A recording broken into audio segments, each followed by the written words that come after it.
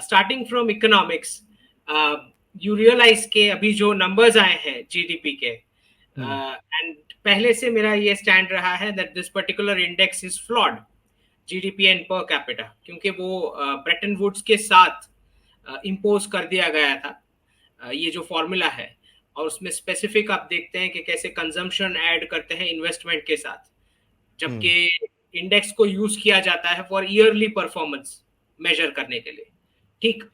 And since they have the printing machine they do this, तो even otherwise we have come up with good numbers. और उसका reason ये है that कि हमारी इकोनॉमी बहुत ही रेजिलिएंट है। एक तो डोमेस्टिक कंजम्पशन वाला पोर्शन जो हमेशा से इंटैक्ट रहता है, जिसकी वजह से 65 to 75% तो उसी में कवर हो जाता है। तो उतना तो इंसुलेशन वर्ल्ड इकोनॉमी में कितना भी अप एंड डाउन हो जाए, उतना तो हम इंसुलेटेड रहते हैं बिकॉज ऑफ डोमेस्टिक कंजम्पशन, ठीक।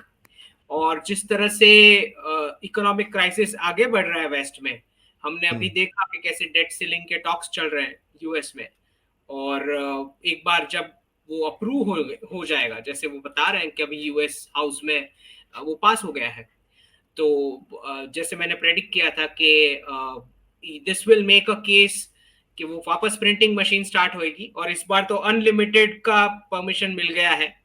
तो पता नहीं क्या केविन मैकार्थी ने नेगोशिएट किया बाइडेन के साथ, 2025 तक अनलिमिटेड छाप सकते हो, ठीक है, ये डील की गई है। तो खाली अगर आप कंजर्वेटिव एस्टिमेट्स भी लेके चले तो बता रहे हैं 2025 तक 4 ट्रिलियन छाप देंगे। तो you imagine the kind of कैसा इन्फ्लेशन आने वाला है। तो जो भी ये बता रहे थे, क्योंकि मैंने तो दिसंबर से ही लिख दिया था मेरे ट्विटर हैंडल पे कि जो भी लोग सोच रहे हैं कि रेट कट आने वाला है, वो सब बेवकूफ बन रहे हैं, कोई रेट कट आने नहीं वाला है। तो जिस प्रकार का इन्फ्लेशन फैलेगा अब से 2025 तक, उसके चलते मुझे नहीं लगता कि ये साल में तो कोई भी रेट कट पॉसिबल है, जो मैंने पहले ही लास्ट ईयर प्रेडिक्ट कर दिया था।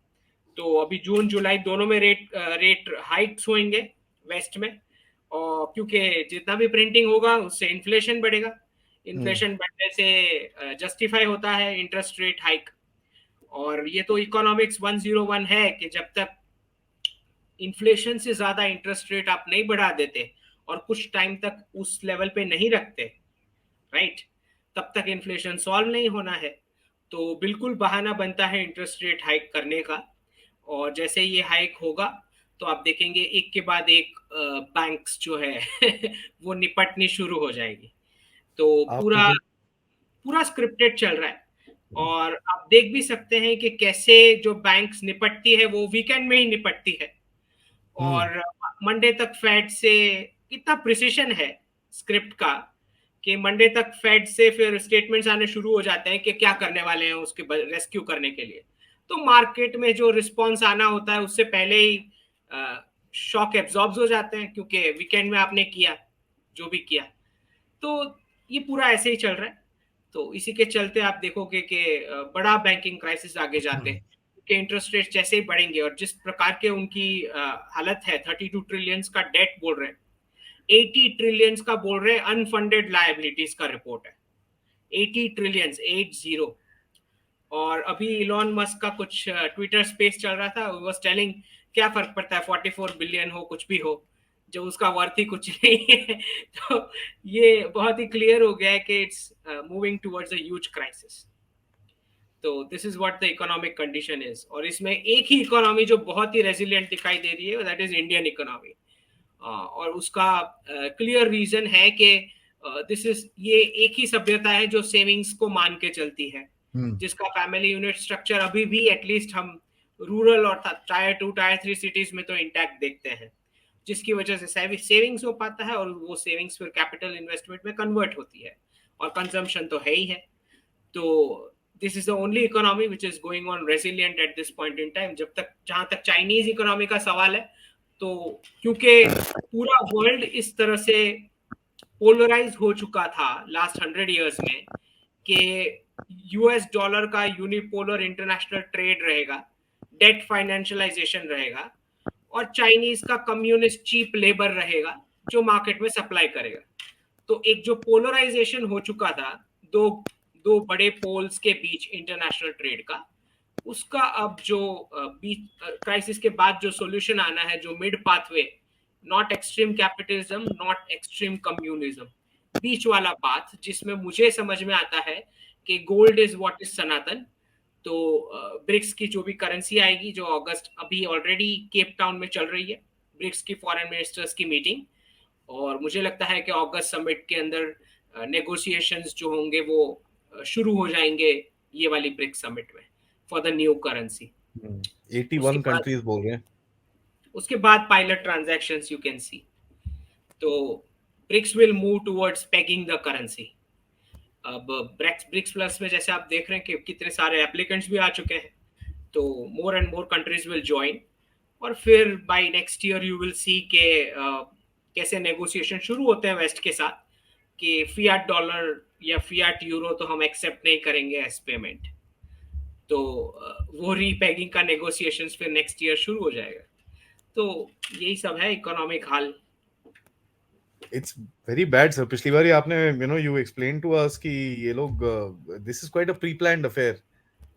पूरी प्लानिंग करिए कि this is how we need to get to, and इसके बारे में काफी जॉर्ज सोरोस और इन लोगों ने भी बोला है कि we need to come close to a crash for us to recover.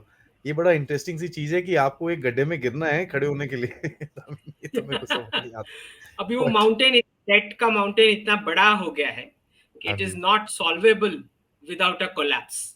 या इसीलिए आप देखते हैं कि फिजिकल स्टोर्स सारे बंद हो रहे हैं वहां पे, companies are shutting down office, और धीरे धीरे न्यूज आ रहे हैं कि कैसे companies are shifting operations to Asia and especially India.